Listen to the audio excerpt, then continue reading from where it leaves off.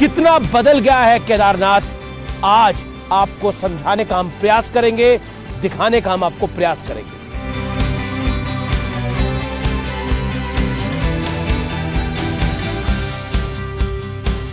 और इधर जो ये मंदाकिनी का है, इस तरफ ब्रिक बने हैं सब ना, ये जो है ये सुरक्षा दीवार ये सारा बना है इसमें।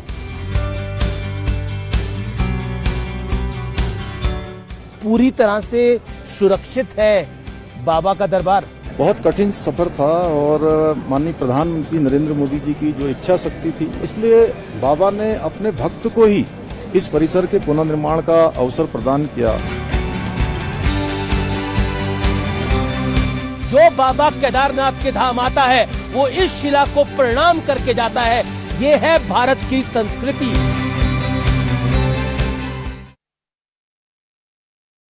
नमस्कार व्यूअर्स, आज हम आपको केदारनाथ जी के दर्शन कराने ले चलेंगे।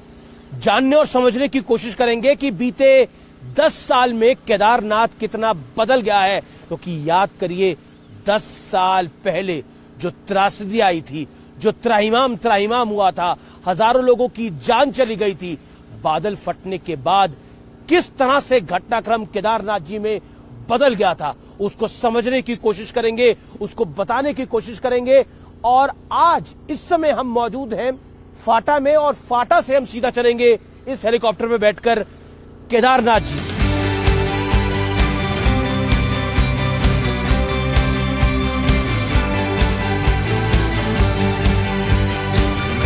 जैसा मेरा आपसे प्रॉमिस था, वादा था, जय बाबा केदारनाथ जी की। मैं आपको केदारनाथ धाम लेके आ गया हूं। और 10 साल पहले जो महात्रासदी आई थी, उसका असर इतना भयावह था कि कई लोगों की जान चली गई थी, हजारों लोगों की जान चली गई थी। लेकिन अब सरस्वती नदी और मंदाकिनी नदी के ऊपर दीवार बन गई है, यानी 3 लेयर प्रोटेक्शन हो गई है इस भव्य और दिव्य मंदिर की। अब ये धाम और भव्य और दिव्य हो गया है। और प्रधानमंत्री मोदी बीते 9 सालों के अंदर 6 बार बाबा केदारनाथ के दरबार आ चुके हैं। और साथ ही साथ उनका स्पेशल फोकस रहता है यहां पर डेवलपमेंट के लिए और इसके पुनर्निर्माण के लिए। हम कह सकते हैं कि पहले से ज्यादा 10 साल पहले जो था, उससे बहुत भव्य और दिव्य केदारनाथ धाम बन गया है। और मैं इस समय दर्शन करके आ रहा हूं। अलौकिक है, इसमें तो कोई दोहराई नहीं है। हमारे देश में तो कहा जाता है कि कंकर कंकर शंकर है। और जब भोलेनाथ के सबसे बड़े ज्योतिर्लिंग केदारनाथ में मैं खड़ा हूं, तो यही कह सकता हूं कि ये देश भोलेनाथ का है और ये देशवासी भी भोलेनाथ के हैं। प्रधानमंत्री मोदी का विशेष फोकस रहता है केदारनाथ के पुनरुत्थान पर और इसकी रीडेवलपमेंट पर, और हम उसका जीता जागता सबूत देख रहे हैं। केदारनाथ धाम में बीते 10 साल में क्या काम हुआ है, उसका हम जायजा लेंगे। यानी उत्तराखंड सरकार और केंद्र सरकार की, दोनों की एक तरह से मिलकर दोनों ने क्या काम किया है, उसका हम जायजा लेंगे। जय बाबा केदारनाथ की। जय पुष्कर सिंह धामी जी। हर हर महादेव। हर हर महादेव, हर हर महादेव। बीते 10 साल में बहुत सा काम हुआ है, लेकिन 10 साल पहले जो त्रासदी आई थी और आज जो परिस्थिति हमें देखने को मिल रही है, क्या कहना चाहते हैं? देखिए, 10 साल पहले बाबा केदार का ये प्रांगण पूरी तरह से क्षतिग्रस्त हो गया था जी। वो बहुत बड़ी त्रासदी थी और पूरे देश दुनिया ने उस त्रासदी को देखा। और इन 10 सालों में हमारे यशस्वी प्रधानमंत्री मोदी जी और मैं कहूंगा कि बाबा केदार के अनन्य भक्त जी, मोदी जी को भगवान ने मौका दिया और उनको देश का प्रधानमंत्री वो बने। और उनके प्रधानमंत्री बनते यहाँ पर तेज गति से बाबा केदार का पुनर्निर्माण का काम शुरू हुआ। ये पूरा आप परिसर देख रहे हैं, चारों तरफ ये जो है सारा निर्माण कार्य चल रहा है। और एक पूरे मास्टर प्लान के तहत यहाँ पर जितनी पुरानी बिल्डिंगें हैं हटाने का काम चल रहा है। जब त्रासदी आई थी, उसकी तस्वीरें भी हम देख रहे हैं। जब त्रासदी आई थी तो उसके साथ ये सारा बह गया था। ये पूरा का पूरा सारा क्षतिग्रस्त हो गया था। केवल यहाँ पर जो है ये भगवान का प्रांगण ही शेष रह गया था। और वो भीमशिला ने बचाया। भीमशिला ने आकर जो है सारी जो आपदा का जो आने वाला सैलाब था, उस सैलाब को डाइवर्ट किया था और इसको उन्होंने ही पूरी तरह से यहाँ रक्षा हुई थी। और इन 10 सालों में ये भव्य केदार और दिव्य केदार बना है।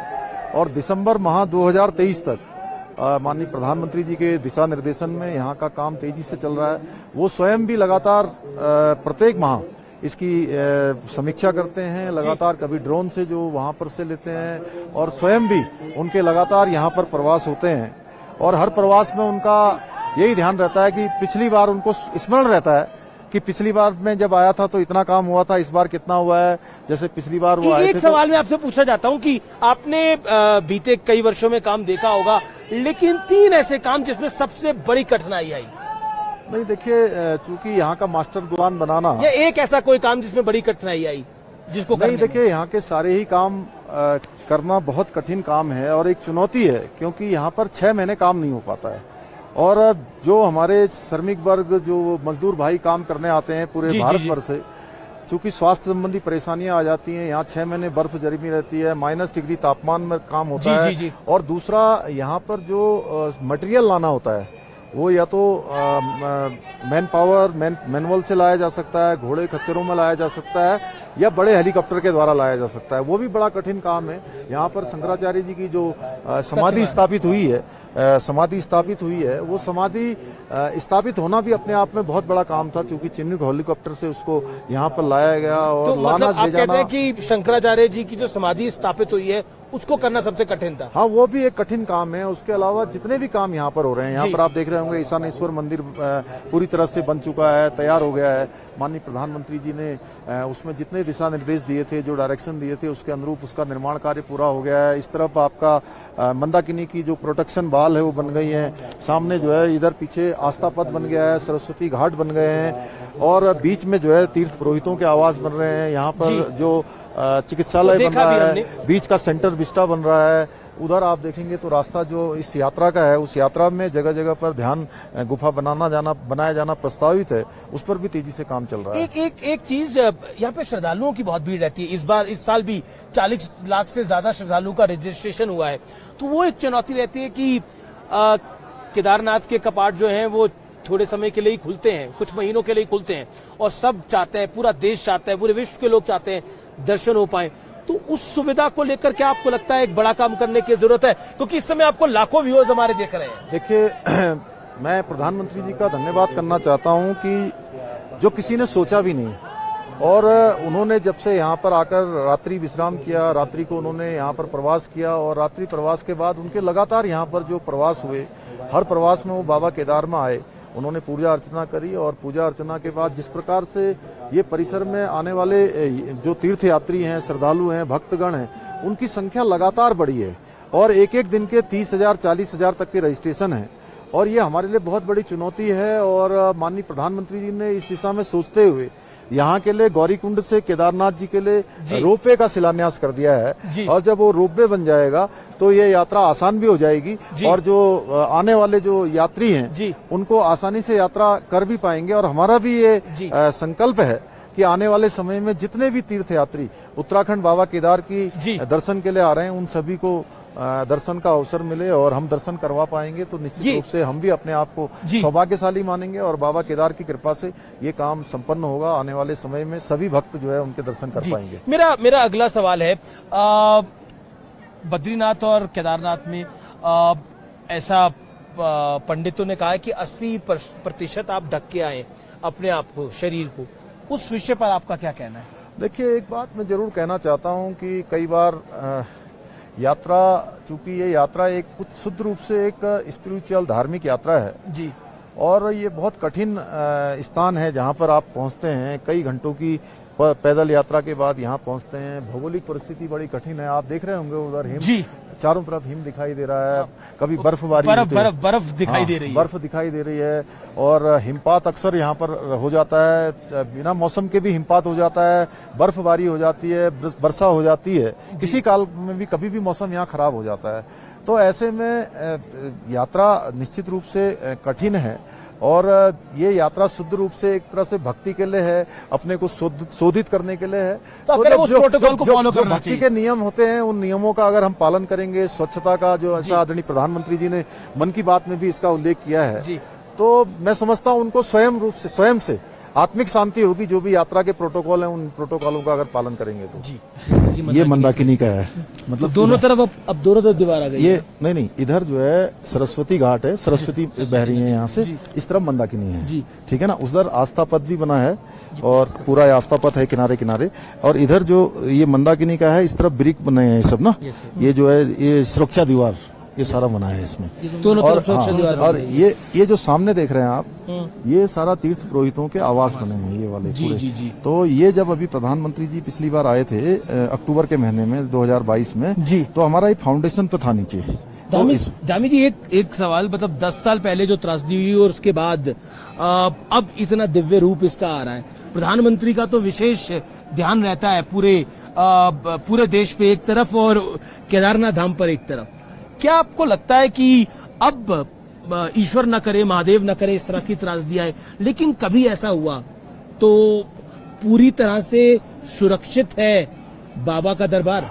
देखिए, सबसे पहले तो जो आज का दिन है, ये 16 जून का जी 2013 को, इसी दिन यहाँ पर आपदा आई थी। 10 साल पहले आज जिसका 1 दशक पूरा हुआ है जी। और मैं जो भी लोग इस त्रासदी में हताहत हुए, जो दिवंगत हुए, जो हमारे बीच में नहीं रहे, उनके परिवार के लोगों का, उनके चाहने वालों का, शुभचिंतकों के लिए बहुत बड़ा कष्ट था। अब समय ऐसा दुख आया था। मैं भगवान बाबा केदार से प्रार्थना करता हूं कि उनकी सबकी आत्मा की शांति हो। उन सभी को मैं श्रद्धांजलि अर्पित करता हूं। चलिए धामी जी, बैठ के बात कर लेते हैं। एक बड़ा महत्वपूर्ण सवाल है और बाबा केदार की कृपा है कि आज अच्छी धूप निकली हुई है। आइए। नहीं,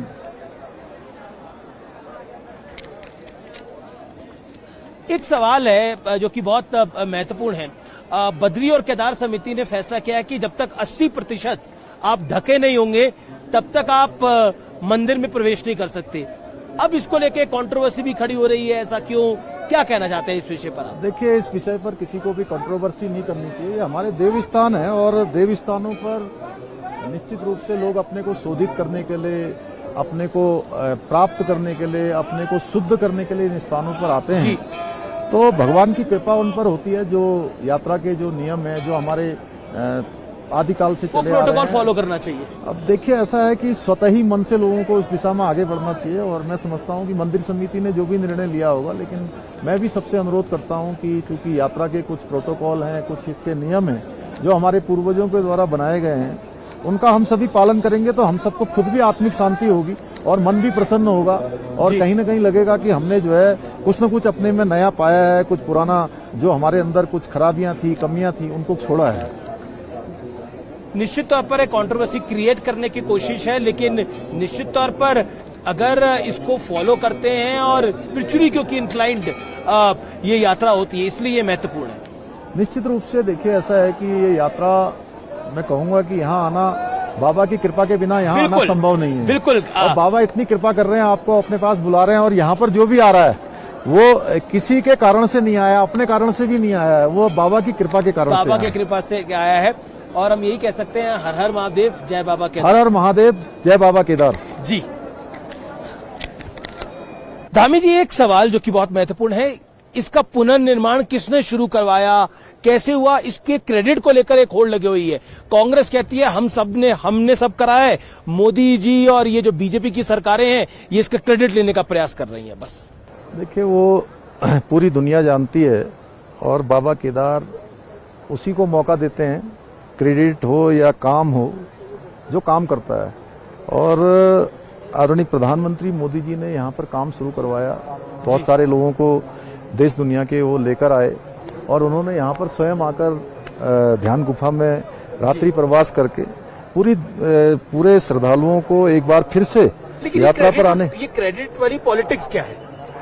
नहीं, देखिए, जिनके पास कोई काम नहीं है, जिन्होंने अपने समय में कोई काम नहीं किया, वो केवल जो है बातों को भटकाने के लिए इस प्रकार की बात करते हैं। और क्रेडिट जैसी कोई बात नहीं है। पूरी दुनिया जानती है कि मोदी जी के नेतृत्व में केदारनाथ जी हो, चाहे हमारा बद्रीनाथ जी का हो मास्टर प्लान हो, या हमारा हेमकुंड जाने वाला रोपवे हो, यहाँ के लिए 4 धाम ऑल वेदर रोडें बननी हो, यहाँ के ऋषिकेश कर्णप्रयाग रेल लाइन हो, उत्तराखंड के अंदर उन्होंने 9 रत्न जो विकास के दिए हैं, वो अपने आप में उत्तराखंड के लिए और इस देवभूमि के लिए और बाबा केदार के इस प्रांगण के लिए कहने के लिए पर्याप्त है। प्रत्यक्षम किम प्रमाणम। रोड वाला जो रूट है उस पे अभी भी थोड़ा काम होना बाकी है।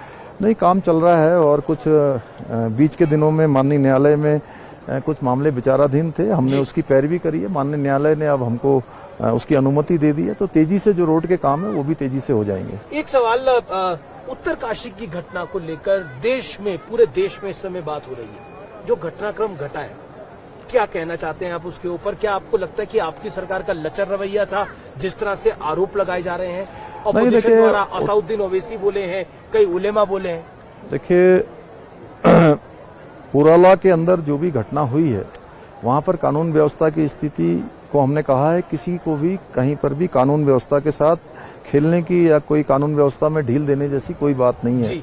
कोई लूटपाट नहीं हुई, किसी के साथ कोई मारपीट नहीं हुई है। और हमने कल वहां पर होने वाली महापंचायत वह भी प्रशासन ने रोक दी थी। और उत्तराखंड के अंदर जो भी जहां भी मूल स्वरूप को छेड़ने की कोशिश हो रही है, उसको बिगाड़ने की कोशिश हो रही है। आपको लग रहा है कि डेमोग्राफिक बदलाव करने का प्रयास है? निश्चित रूप से देखिए, जहां जहां भी इस प्रकार की बातें आई हैं, इसीलिए हमने यहाँ पर वेरिफिकेशन ड्राइव चलाया है। और इन सालों में इस प्रकार की शिकायतें जहां भी आई है, हमने कहा है कि हम उस पर सख्ती से काम करेंगे। लेकिन इसके साथ साथ लोगों से हमने ये भी अपील की है कि कोई भी कानून व्यवस्था अपने हाथ में नहीं ले। और सरकार जो है जहां डेमोग्राफी को लेकर चिंतित है और उस पर हम सघन जो अभियान है चेकिंग का, वेरिफिकेशन का, वो चला रहे हैं। इसी प्रकार से अतिक्रमण को लेकर भी हमारी चिंता है। जो सरकारी भूमि पर बुलडोजर चल रहा है? नहीं, ऐसा कुछ नहीं है। देखिए, ऐसा है कि हम तो सबका साथ, सबका विकास, सबका विश्वास और सबका प्रयास इस पर चलने वाले लोग हैं। और उत्तराखंड के अंदर सभी लोग एक दूसरे के साथ भाईचारे के साथ रहते हैं, शांति से रहते हैं। भाईचारा कमजोर पड़ गया था? नहीं, जो भी है, देखिए, उस घटना की जांच हो रही है और उसमें हमने कहा है कि कानून अपना काम करेगा। और लोगों से यही कहा है कि अगर इस प्रकार की कहीं भी घटना होती है, जो भी जितने भी मामले आए हैं, उन सभी मामलों पर कि आप जो है वो उत्तर प्रदेश वाला मॉडल को फॉलो कर रहे हैं, मजारों पे बुलडोजर, उस पर आपका रिएक्शन? नहीं, देखिए, ये तो किसी भी राज्य में नहीं है। हमारे यहाँ पर हजारों मजारें जो है वन भूमि पर बनी हुई थी, लेकिन उन पर कोई अवशेष नहीं था। और भी जो ऐसे स्थल बना दिए गए थे, प्रतीक चिन्ह खड़े कर दिए गए थे, उस पर हमने कहा था पहले कि जहां पर भी इस प्रकार की व्यवस्था है, सरकारी भूमि जो अतिक्रमित की गई है, उसको स्वतः ही हटा लें। नहीं हटाएंगे तो फिर जो विधि के अनुसार जो भी कानून व्यवस्था है, उस व्यवस्था के अनुसार उनको हटाने का हमने काम किया है, हमारे प्रशासन ने किया है। धामी जी, ये जो पूरा पुनर्निर्माण हो रहा है और जिस तरह से काम हो रहा है, वो सब तो एक तरफ है, लेकिन एक डेमोग्राफी चेंज की जो बात हो रही है, जो लव जिहाद का मामला आ रहा है, उस पर आप क्या कहना चाहते हैं? नहीं, ऐसे बहुत सारी शिकायतें ऐसी उत्तराखंड के अंदर अनेकों स्थानों से आई है और लोग जागरूक होके जो भी इस प्रकार की बातें हैं उसके खिलाफ आ रहे हैं। और हम उत्तराखंड के अंदर धर्म विधेयक कानून भी लेकर आए हैं और वो बहुत हमने सख्त कानून इसीलिए बनाया कि ये काम बहुत तेजी से उत्तराखंड के अंदर हो रहा था। और अब लोग जागरूक हुए हैं, आगे आए हैं, तो निश्चित रूप से ये चीजें रुकेंगी और कानून भी अपना काम करेगा। प्रशासन भी जो है जहां पे ऐसी धर्म देख के काम हो रहा है, जो आरोप लग रहे हैं? नहीं, हम किसी को धर्म, पंथ, समुदाय देखकर काम नहीं कर रहे हैं। जहां भी शिकायतें आ रही हैं, कानून के अनुसार काम हो रहा है। कहा जा रहा है आप यूपी मॉडल फॉलो कर रहे हैं? नहीं, उत्तराखंड अपना अलग है, ये देवभूमि है, देवभूमि का मूल स्वरूप बना रहे, उसके लिए जो जरूरी होगा वो हम करेंगे। जी, और ये जो ओवैसी और ये सब लोग जो आरोप लगाते हैं, उस पर आप क्या कहना चाहते हैं?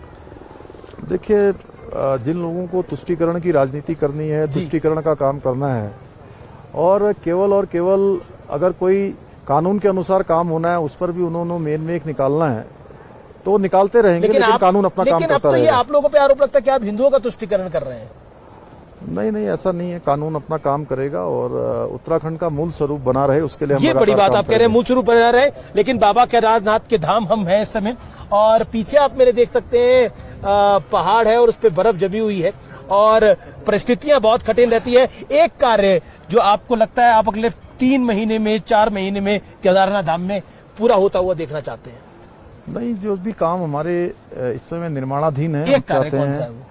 नहीं, सभी काम जैसे आप देख रहे होंगे, पीछे तीर्थ पुरोहितों के आवास बन रहे हैं, आस्था पथ बन रहे हैं और आने वाले समय में जो ध्यान केंद्र जो रास्ते पर बनाए जाने हैं, आदरणीय प्रधानमंत्री जी की इच्छा अनुसार या उनके निर्देशन में जो बनने हैं, उन सभी को हम पूरा करना चाहते हैं। और दिसंबर माह तक हमारा पूरा प्रयास है कि ये संपूर्ण काम जो मास्टर प्लान बाबा केदार का बनाया गया है या बाबा बद्री विशाल का भी बनाया गया है, दोनों ही काम पूरे हो जाए। जी, आपने हमें समय दिया, हमसे बातचीत की, उसके लिए आपका बहुत बहुत अभिनंदन, बहुत बहुत धन्यवाद। बहुत धन्यवाद। जय बाबा केदार, हर हर महादेव। हर हर महादेव।